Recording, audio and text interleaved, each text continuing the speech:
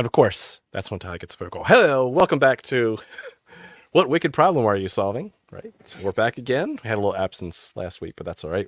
What you do when you fall off the horse, you get back on. So here we are, ready to roll again. I got kids. Yes. The crud went through the house. Adam's crud's gone through his house. But yet we survived. So here we are, and we're going to talk about wicked problems this week. So that's fun. Before we do, what's going on new in your world? Adam, what problem are you solving this week? All right, I'm using my time to bad form all the time, but pre-roll, you started going into Sugar Hill game. Ty, they were at the conference in Indianapolis, and we were in the elevator. I wanted to see if I was hoping the elevator would get stuck so I could do the full 15-minute version because I know every single word. And I had my chance, but they were not. They had I don't think they were feeling it, but it wasn't me. It was like they're yeah. You and what's her name? Just not dang it.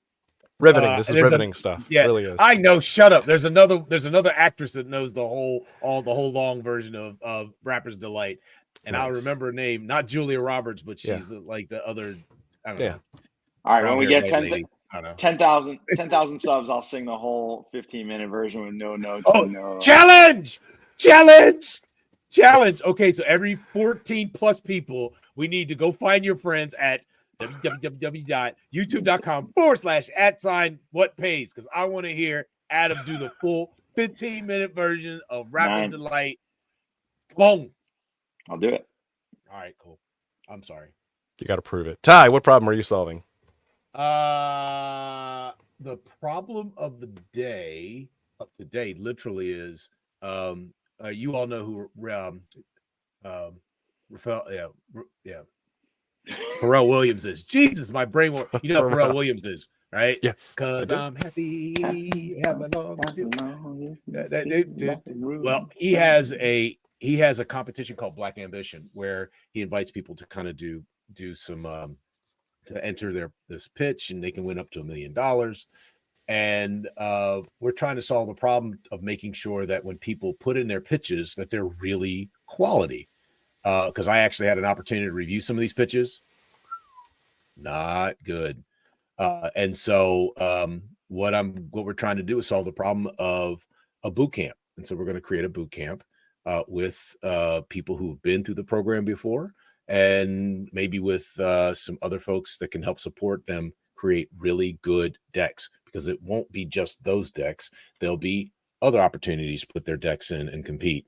And so that's the big thing I'm working on. But dad moment, next week, I'm off to South by Southwest to see my oldest kid pitch his idea as one of the alternates in the student competition for South by Southwest pitch. That's big. Awesome. That's dope. That's exciting. Dad is happy. So that's what I'm doing. So how about you, John? Oh, yeah. Adam said he'll be there. He's going to watch Jay get up there and do it. He's actually seen his pitch. Adam, it is 180 degrees away from where it was. It is. I still have that deck. Yeah. Well, wait till you see this one. Well, let's give Jen a shout out too. Oh, yeah, and a mutual colleague of ours. It's that we actually going to bring on, for those that are online. We're actually going to bring her on the show, who has this really interesting app. That's a travel app, and what she does is she, without giving too much away, instead of getting you to the location, what happens once you get to the location? How do you manage people moving? And so she is a finalist out of 700 entries. Wow. She is one of 45 finalists out of 700 entries. Yeah, nice. So pretty dope. Adam, did you see her category? Who she's competing against? No. This travel app is competing against people who are doing quantum sensing and and AI and all. I was going to say learning. You gotta throw AI in there. And she's fixing the problem of moving people around in space and time. Nice. I'm sorry, I think she might win this one. No, it's really? it's like Einstein teaching relativity to a kindergartner. Sorry. How about you, John? What you working on besides not being sick? Yeah. Well, got over that hump, so I solved that problem. Check. Now move on to the next problem. Right. Vocationally, trying to. We were talking a little bit in the green room about trying to change the culture of non-innovation in large organizations. Right. How do they get out of their own way? And that's another little tagline of mine that I've always tried to help people with. Like, what do you do, John? If I'm successful, I help people get out of their own way.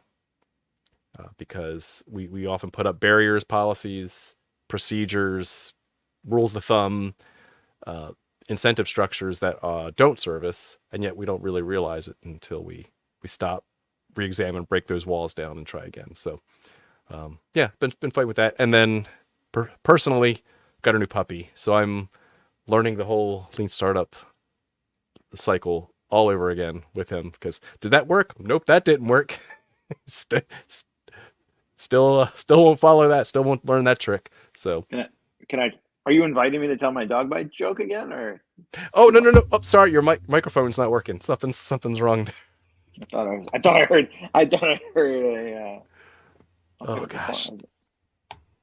Let's talk about wicked problems. Wait. Remember, we had a colleague who raised his kid using Lean Startup. So he raised his kid using Lean Startup principles, and you're raising your dog using training a dog. Yeah, that's right. Don't do that again. Yep. Try this. What if I do this? I think this will happen. Nope, that didn't happen. Okay. What am I going to do different next time? What did you learn? What did you learn? Exactly. Nice. Bring that loop together. Exactly. So Ty came up with this topic for tonight because it's one that we've talked a little bit about adjacently for a while, and it's not relatively new. I think it goes all the way back to 1973. And it's under the concept of wicked problems. Well, okay, we're in the mindset of what problem are you solving? But wicked problems are something else. Ty, do you want to kick us off and kind of summarize what you believe constitutes a wicked problem compared to just other problems we're trying to solve? So you went to 1973, and it made me think about what I heard. I heard this line, and I had to look it up. Ray Bradbury, 1962. Something wicked this way comes. Nice. Something wicked this way comes. Right. So glad I have two screens because I jump back and forth between talking to you guys like, oh, I had an idea. Let me jump over here real quick. Wicked problems are wicked by nature, right? They are difficult. They are obstinate. They are not prone to being solved in very traditional ways. We don't know what to do with them, yet they show up all the time. And so the question becomes, how do we even think about them? I'm trying to think of a wicked problem, but while I'm running that through my head, and I challenge you all to help me think through this. Sure. Right. When I think about a wicked problem, there are a couple of ways, at least a gentleman by the name of Roger Martin has written a lot about wicked problems. Particularly, I think it was in his book, The Design of Business, is a book he put out in the early 2000s. He talked about there are usually two ways to solve problems, and logic would assume that you solve them either inductively or deductively. And I'm going to leave it up to John, who's the philosopher of the three of us, who study a lot of philosophy and a lot of logic, I would hope, because I'm not a very logical person, because I think woo woo. But Martin talked about abductive. So you either induce, you go in, or you deduce, you come out. But what he said and what he offered is maybe there's a different way. We need to ask a different set of questions. Like, why is this even a problem? Sound familiar? What problem are you solving? Right. And so I think that a lot of and Adam, I think of the three of us, you have much more like direct, and this is with all due respect, direct experience with startups, both small like product teams and with larger organizations, trying to get them to like, what the hell are you all doing? That if we had a way to help teams, and I'm just talking about small teams, to not get caught in the inductive deductive trap, right? When they get caught in it, they end up very quickly either going to some really far out like customer set, or they start Right. building something because they know what's going on, right? They Mhm. go, so the deduct, they go all over the place, over the river and through the woods and trying to find it, and they keep going around in circles. Or they go, the inductive, like, I know exactly how to fix this, and I'll build it and they'll love it. And so I'm always curious as the setup for the conversation, at least for me, like, what do we think about when we think a wicked problem, and what is its influence on what problem, trying to understand what problem we're trying to solve. I love it. How's that? Yeah. Oh, that was fantastic. You got me in like 7 different rabbit holes, which is the beauty of this. Wait a minute. Click, click, click, click, click, click, click, click, Yeah, click. like, oh, what's this? Oh, shiny.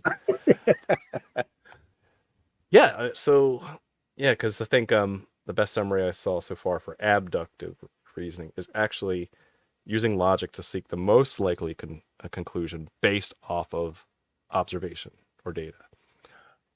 Right. So you might have ideas, and you might have heuristics, or you might have examples from your past. Right. So inductive is good for, like, if I need to figure out what time I need to leave to work to get there on time based on traffic patterns, right? You're looking at some big set to say, what should I do in this scenario? Or users are kind of generally using tools like this, so I'm going to build this specific tool. That's inductive. Right? Deductive, right? Is kind of the opposite of that, where you're actually just starting with logic to reach a conclusion. Sherlock Holmes and the like, he was very deductive. But abductive says, okay, let's combine the two. Let's take logic and reason and observation, mix those together, and actually form conclusions based off of that. So, and what I like about that in this lean startup context is using data to make decisions. Novel idea, I know, it's crazy. We should try it sometime. But that's why wicked problems are ripe for that, because as Ty set it up, wicked problems are things that might even seem impossible to solve. They're not just as simple as, hey, there's no light in this room. Maybe if I turn the light switch on, it'll turn it on. That's too easy. That's not a wicked problem. Wicked problems are things like solving world hunger, like solving poverty, global warming, right? These are things that have many interdependent variables. They are things that there's a large solution set of possible solutions that may or may not work. And it's almost even complex adaptive. So I'm going to go off on another little tangent. That's one of my favorite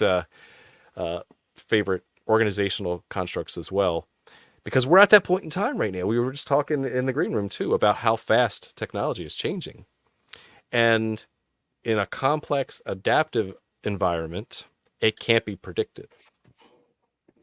You can't have a logical trail of, if I do A, B, and C, I will eventually get to Z. That no longer works. That's why our traditional project management planning doesn't work. Mm-hmm. Where in complex adaptive, it's complex, meaning there's many different parts, and there's some that could probably be added and subtracted as we go. And it's adaptive, that those parts talk to each other and might form different solutions along the way, right? So think of it as, how do you, look at how people design beautiful campuses, like college campuses, right? And then they design it perfectly. They want people to walk this way, and then you see that one path that's worn into the grass because they spent tens of thousands of dollars plus millions of dollars designing this campus, and they're going to rub a path down this one place because it's the people are making their own decisions along the way, right? The units inside of the system are making their decisions. Bring that image up real quick. I think that's too important. I know, right? That's such a good visual. While he does it, I'll buy time. Ty, what's the difference between a wicked problem and a moonshot? Ooh.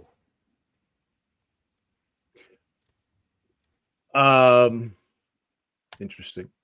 I think with a moonshot, you see a potential endpoint.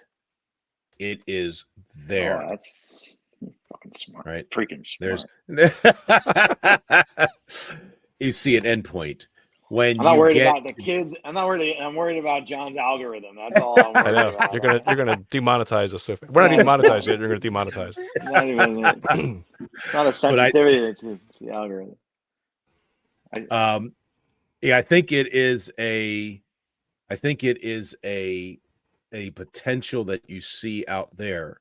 I think a wicked problem is I have a sensibility that I'm pointing in the right direction, but every time I take a step, I'm not exactly sure if I'm going. And the image that came up, John, that you presented was logic and observation, that it is. And so I'm going to go down a little physics rabbit hole. Schrodinger's cat's both dead and alive. And as soon as I in that space, when we do with our startups, that they think they know what they're going, but as soon as they step into it, which is why we want them to go out and do customer discovery, hammer, go and talk to people, understand. And you can do you can do the Nielsen, ask 4 out of 5 dentist surveys kind of questions if you're working a feature. But if you're trying to understand why people are even freaking out about a thing, now I think you have a different thing that you are dealing with, and it is wicked because there's no clear shot, there's no clear direction about what you're trying to build. You ready? You just defined Schrodinger startup, where your project is both successful and dead until you talk to a customer. Oh my God. Wow. That solves the I know. 15 minutes in, close it up. Schrodinger startup. Let's Google that. I wonder if anyone's. Yeah, right.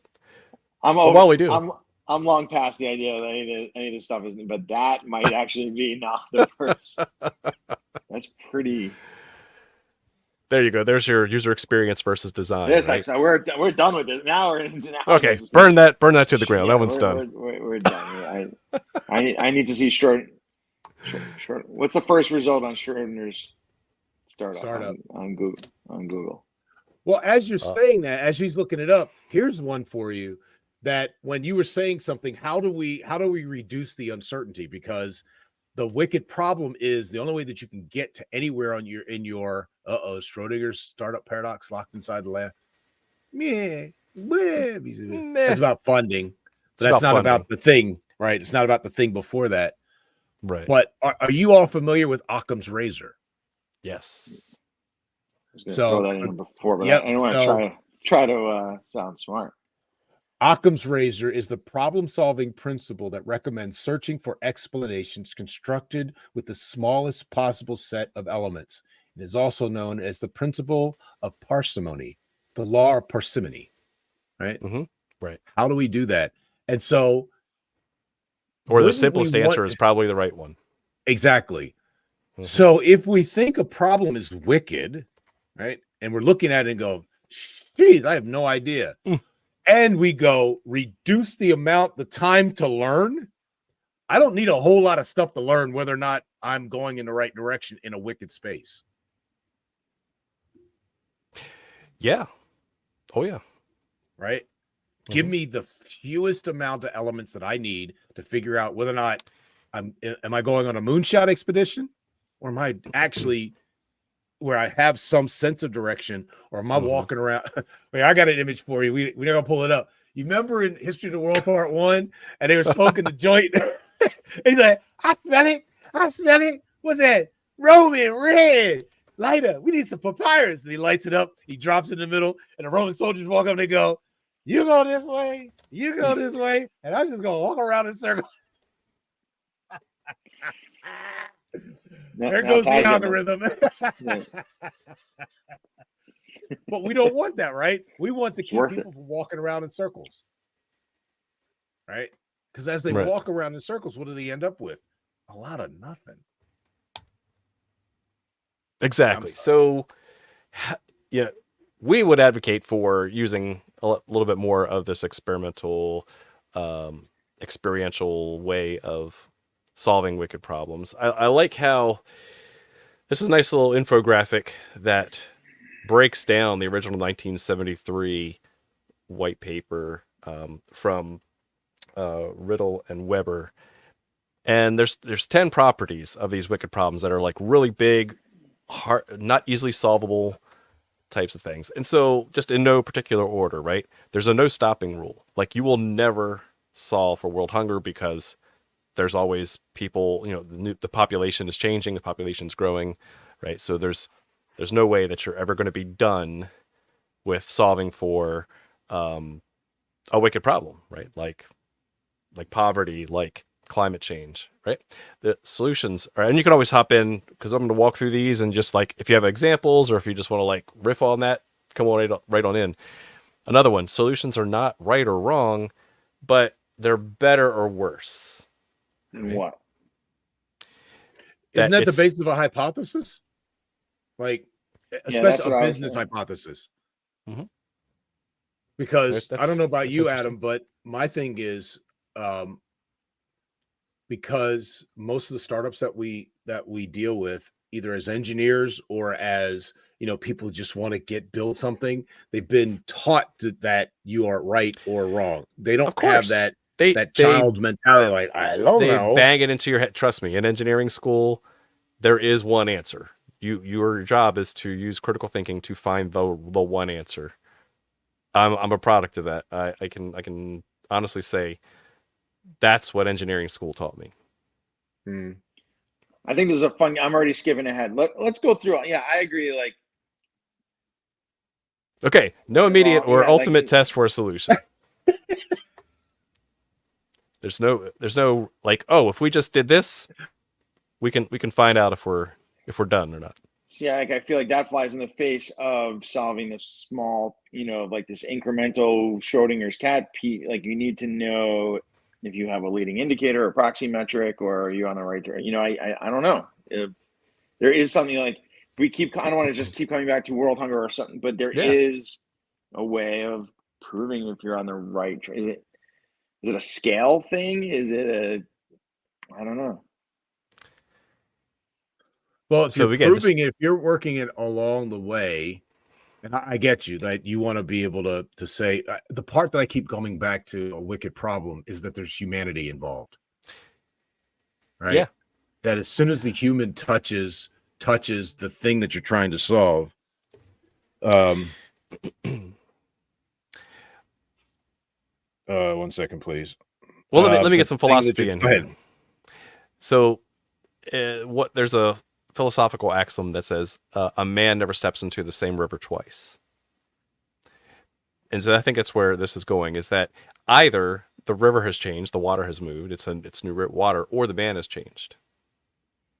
And so just glancing at the white paper, they say that you have to find out what these trickle effects are of solving one piece of this. So yes, it's not saying don't try to solve it. It's saying that you won't know the shockwave effect. You won't know the long-term effects until all of the pieces have been managed together, right? So is cutting carbon emissions from this one country going to solve global climate change?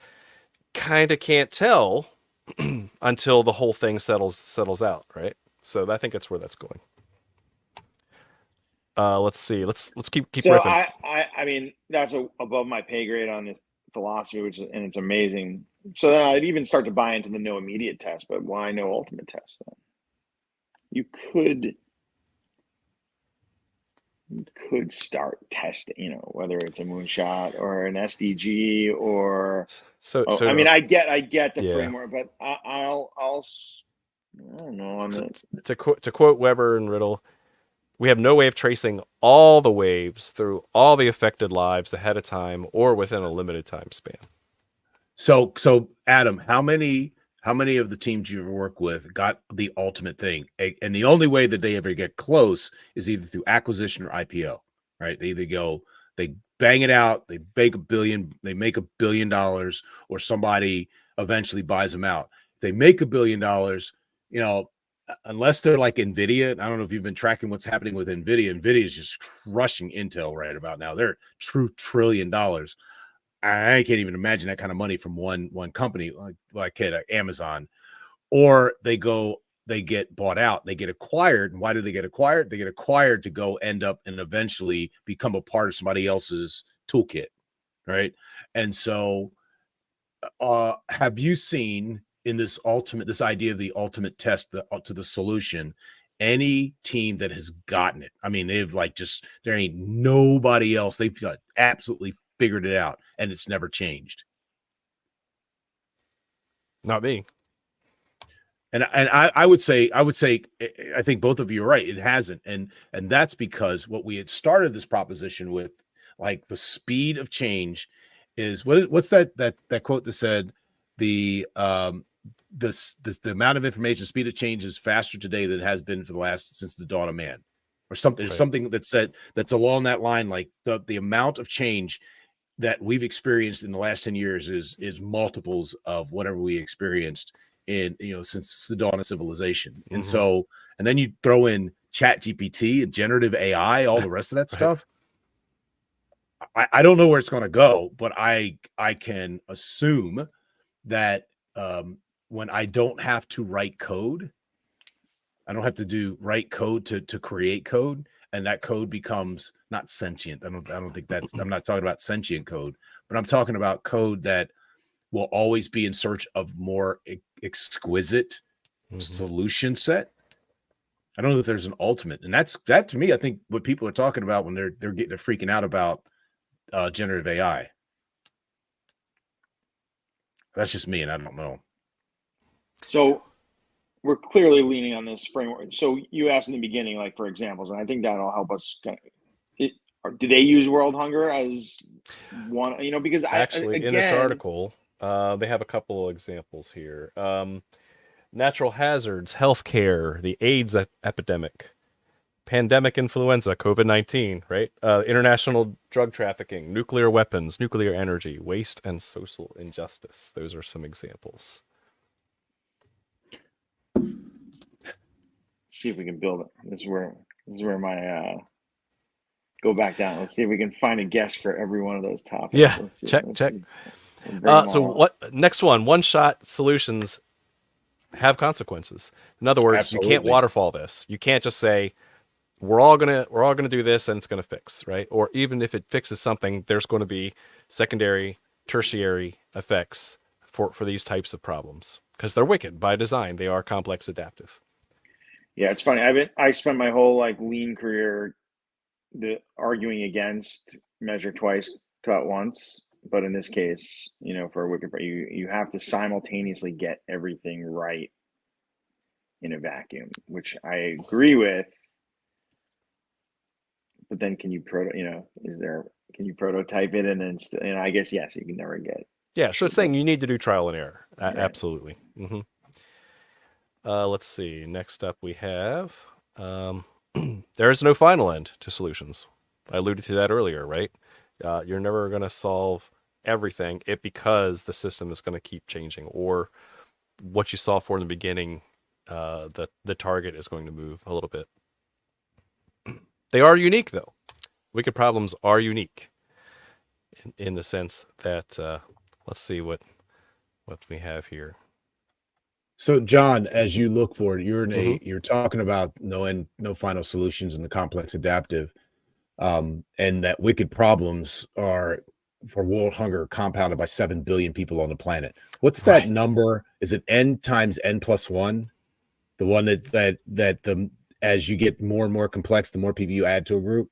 That when you add anything past 10, the number of connections that you have to account for becomes orthogonal. Logarithmic, exponential. Yeah. It's not a straight line no more anymore. No more. N times n minus 1 over 2. Okay. There you go. That's the number of connections between nodes. Yep. And so if it makes me wonder then, right? I learned one thing from engineering school. Yeah.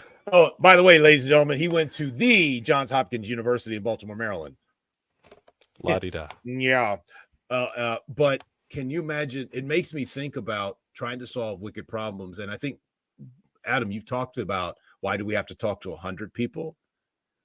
If we know that if that math, that equation that John just laid out, and you put 100 people in there, Yeah. You don't think you automatically have a wicked problem, which means that you better come down with like the smallest set of things that you want to learn. I'm just learning this tonight. I haven't thought about this before. Literally, I haven't thought about this before. But I think, Adam, you've talked about like, where does that number come from? I've talked about, with my students and the students I teach and the people I work with. Yeah, 100. There's some anecdotal evidence 100's right, but I don't know why it's right. Yeah. Yeah, the authors are also saying from the uniqueness, it's that I can't apply the same logic from one wicked problem to another wicked problem. They are solely unique. It can't say, well, because and I'm going to use an example that Ty knows about too. There's one customer we supported that did a black promotion study, and we're trying to find out what the disparity was of African Americans getting promoted, and they had come to certain conclusions, and yet then they also try to take the results from that study, which is already, social injustice, right, is a wicked problem in itself, and try to apply it to a general like hiring, employee climate, engagement thing. And I said, stop. Like, well, we already just interviewed these people, and this is what the results were. And like, no, you can't. This is a wholly unique wicked problem. And you can't take the results of the former, if for no other reason. This is another one of my pet peeves. If for no other reason, then that was then. That study you did was a year ago, and a lot has changed in a year. Yeah. Right. So even if you're interviewing the same demographic for the same problem set, the fact that you're doing it in a different period of time makes it, you got to go back. So that's another thing that I do as a coach for teams, is to say, well, we studied that a year ago, and so we know the answer. And I'm like, please humor me, and go back and talk to someone. All right, so this won't be quite as smart as Schrodinger's startup, but I remember when we were learning about the half-life of, and my kids are probably learning it, but it's like the half-life of learnings for wicked problem is like instantaneous, like that it disappears in a matter of weeks.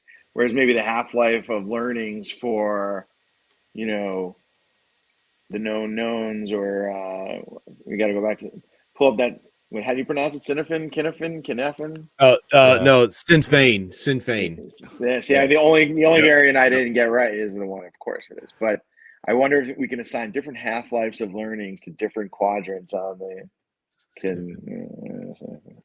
So here's one. Hold on a second, John. Here's one that is interesting to me, is that if the half-life of wicked problems is in weeks, that means that the half-life, and you're saying something, where it took me to was, if I'm solving the next innovation, right? And we know innovation is different than invention. Invention is like, wow, that might actually be a wicked problem. Innovation might be an answer to a wicked problem, but an innovation is a turn on a known piece that we're saying, hey, did you know that instead of putting all the buttons on a remote, you can reduce the number of buttons if you have some back-end technology to make the thing, the old school remotes versus the Amazon remotes.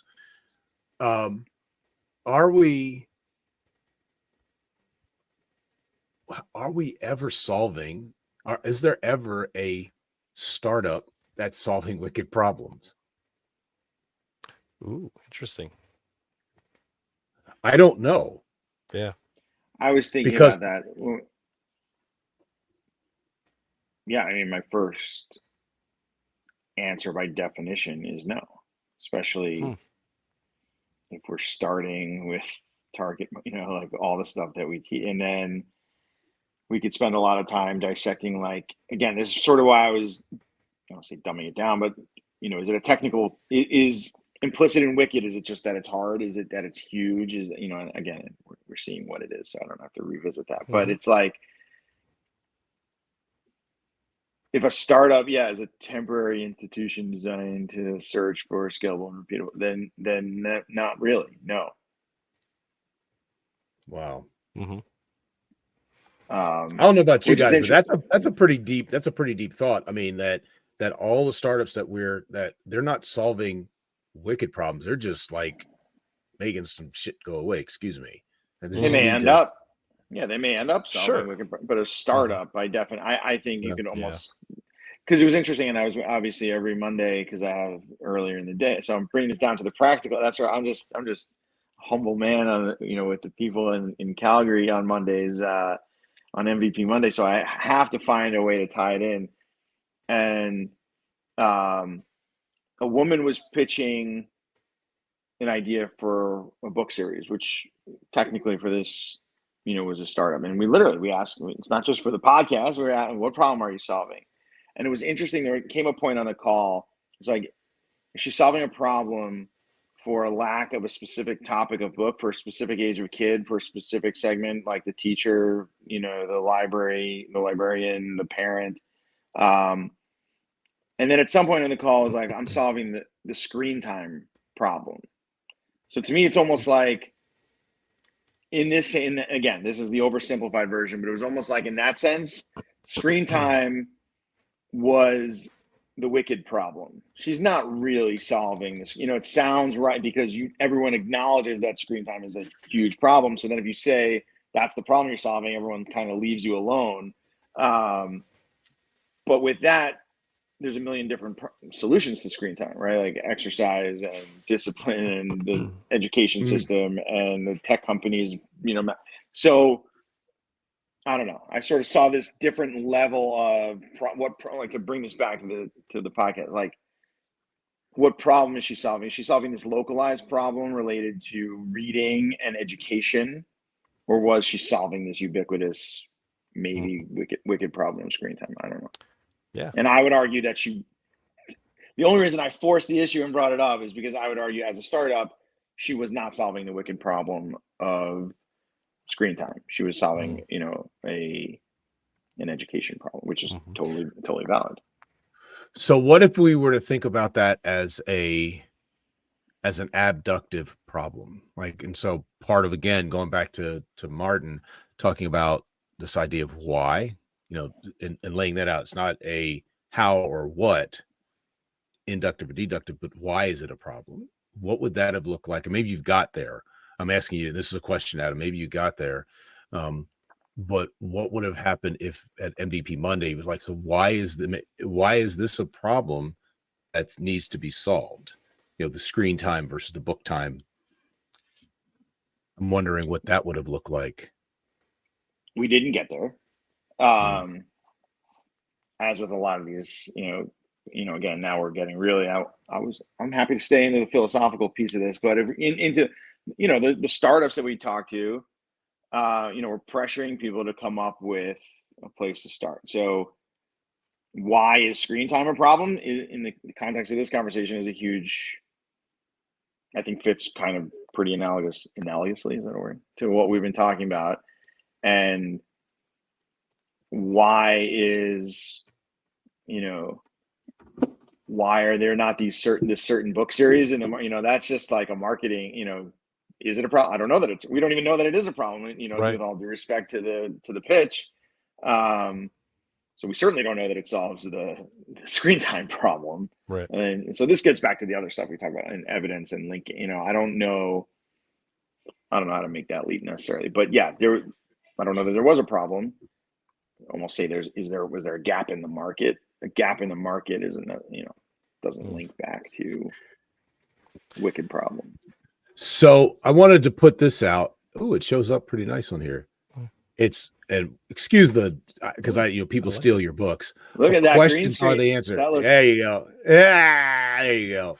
Questions are the answers. A breakthrough approach to your most vexing problems at work and in life by Hal Gregensen. So John and I, when we really started working on this stuff together, we would have people ask why a bunch of times. Gregensen actually would bring CTOs together and ask them to come up with 25 of these whys to really start to unpack and get into the meat of their problem. And it's amazing what people can't conceptual. They can't go past, like, you get 5 people together. We've done this, and they can't get like to 12 between 4 or 5 between people. all of them. Yeah. I can't get to that many, and because they they're can't so unpack right. exactly. They're so locked into that, right? It's that engineer's training. It's an engineer brain. And I think that if we were to do something, working with next time we bring somebody on, not to torture them to get to this, like to unpack these like wicked problems, but I know the founder that you wanted to bring on, Adam, and hopefully we'll get to talk with them. Getting to unpack that problem that they're working on could be an incredible opportunity for the three of us to kind of think together with that person to think about, all right, you're solving this, but how far down do you want to go? And that was one. And the other, and I know we gotta continue, John, and I gotta get this out. It gets me to venture capital. I know. Like for the startups that we work with that are going after funding, how do we help them get past the VC world? Because the VC doesn't want to fund wicked problems. They want to fund solutions that they can get returns on. Yeah. Well, I'm glad you mentioned the whole like question storming and really starting to unpack and interrogate, because that really leads into that next one, which were another property of wickedness is that every problem is a symptom of another. And so I had to really kind of unpack that and see what the authors meant by that. But really, if you solve for one thing, there might be other behind the scenes causes that's causing that problem. And then you fix that, and there might be another cause behind that. That brings me back to a very common example of like the 5 why framework. I don't know if you've ever heard of that, right? It's a very common thing in Lean and in Agile. And I want to kind of go through an example of that. So using a scenario of where one of the monuments in Washington, D.C. is starting to deteriorate, the first question is why? Like, why is the monument deteriorating? You do some research and you find out that harsh chemicals are being used frequently to clean the monument. Okay. Question number 2, why are harsh chemicals needed? Right? Different problem set. So we find out that to clean off the large number of bird droppings on the monument. Okay, so logically you would ask the third why question. Is there a large amount of bird droppings on the monument? We find out that because the large population of spiders in and around the monument are a food source to the local birds. Interesting. Why is there a large population of spiders in and around the monument? And more research says, well, because a lot of insects show up in that area near the monument, so spiders are naturally going to go there to get a snack. Okay, then finally you would ask, why are swarms of insects drawn to the monument at dusk? Because we've lit them so brightly that we're now attracting insects because of the light. And so solving for one thing doesn't necessarily get to your root cause, if you want to look at it through that way. So in that context, there's always a symptom. Make a children's book connection for my friend in Calgary. There was an old lady who swallowed a fly. I love it. That's great. Lean startup for children's books. Real? No, I got one for you. Have you ever read, and for both of you, Because a Bug Could Chew by Dr. Seuss? I have. Based on your recommendation. Because a Bug Could Chew. That's a wicked problems book. I haven't missed that many Dr. Seuss books. I'm gonna have to go. Dr. Seuss has some really deep lessons, but you just got to pay attention to them. I'm sorry, John. Go ahead. The next next property of wickedness will appeal to all of your hearts, which is that solutions are actually limited by your own particular worldview, right? This is every entrepreneur, every startup says, I believe this is the problem because this is how I see the world, right? This is why you talk to 100 people. This is why you get out of the building. This is why even if you try to attack a wicked problem and you are the only one trying to solve for it, you're going to fail because you're only limited by your scope, your vision of the world. Your worldview influences the conditions in which you're trying to build your experiment, right? Well, it's just that easy because I know that this is how we solve this in my neighborhood. So I'm going to use that same worldview and try to apply it to this really hard, squishy, unsolvable, wicked problem, right? So any solution we come up with, because we're human, is going to be limited by the heuristics of what we know. You want to add to that? You done said it all. Yep, you know it all. Yep, you good. It's true. I don't want to add to it. I want to start mapping these two. Like that one then links to solutions. I'm going back to the right or wrong. Right or wrong because they're based. The worldview. Yeah, there's the next one is there is no right to be wrong. Right. So there you start. I'm like affinity mapping the bubbles on the wicked problem tree, but yeah. Yeah, and that's again this is written in the 70s, and this is also influential of. I like to put it differently when I'm coaching teams, especially recovering engineers like myself. I'm going to allow you to fail. I'm going to give you permission to be wrong. And sometimes people just need to have that said to them, that I don't expect you to get the right answer. But as one of our colleagues used to say, I want you to get it right, not be right. Yeah. It's a huge mind shift change, right? And so we want to make sure that we are thinking about that as we try to tackle these wicked problems. As a matter of fact, I looked it up because I've been talking about Roger Martin, and I do remember abductive reasoning. But what he calls it is integrative thinking. That's what it's called. It's integrative thinking. How do you have integrative thinking where you integrate intuition, reasoning, and imagination to solve problems? You integrate all of your pieces, not just your logic, but there's things that I don't know about you guys, but it really used to be a big time when I was a police officer a long time ago. I would know things, and a long time ago, really. I mean, this would have been almost 40 years ago now when I started as a cop. So I was like 18 years old. And where you learned, I would say to people that I was dating, if I say go, let's just go. I don't know why. We just need to leave. Spidey senses are tingling. People who live in high risk situations have the same thing. And so how do you bring that to a business context? I know. And then we traditionally would go, yeah, how do you really know? I just know. And it was like, okay, give me some data to back up that gas that you had, that gas bubble that just rolled up. Yeah. I like that a lot. Yeah. Because you need that creativity. It's an art and a science, as we used like to say. You have to combine the imaginative plus the deductive and reason. That's why I'm a recovering engineer. Right? And the last one being, there is no clear definition of what a wicked problem is. It's not, if we just knew this, we could solve for it, right? And we've kind of hit that in other bubbles around there, but that one hurts my brain.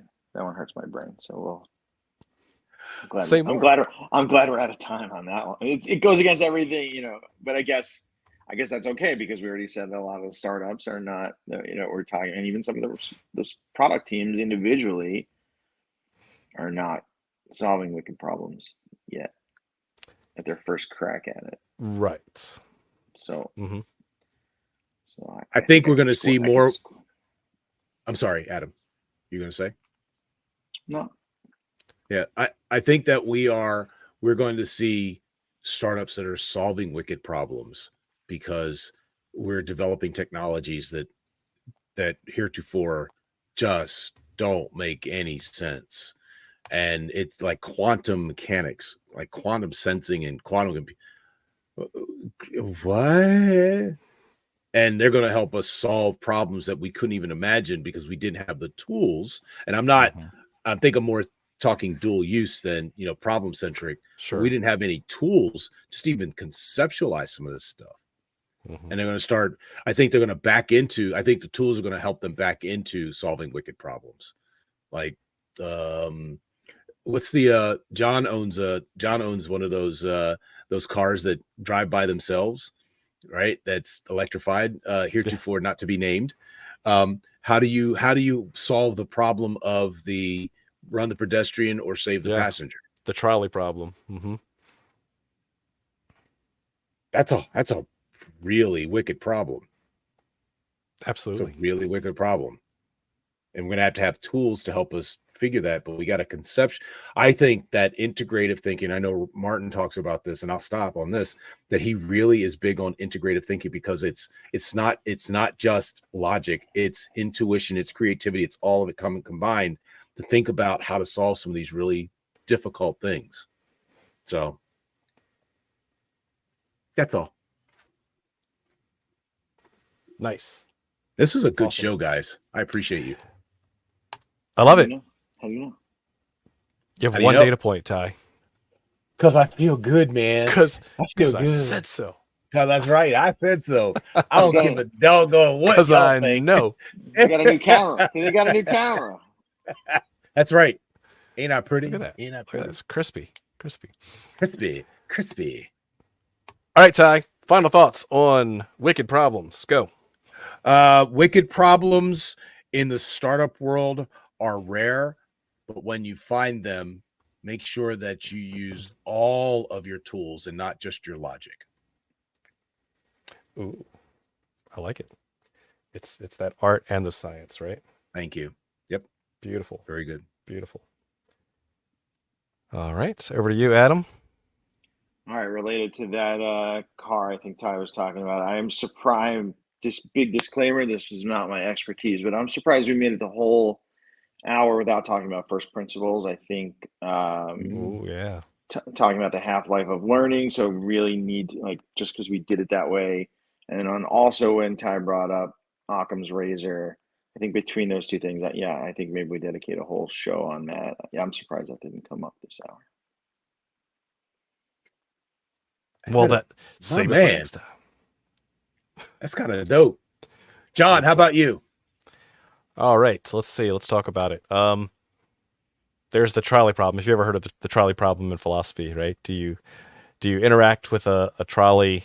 Do you switch the tracks to where if you do nothing, the trolley will continue on and run over two people, or if you switch the track, the trolley will run and kill one person.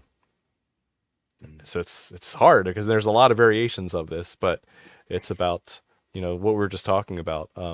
It's a wicked problem. It has no so clear solution, and there's ethics and stuff involved, right? So the same thing is true here. Right? Here's just a little joke about some autonomous car, but disengaging from the autopilot could jeopardize your investments. So something fun to think about there. But yeah, let's talk about ethics another day. Ethics, so this stuff would be amazing.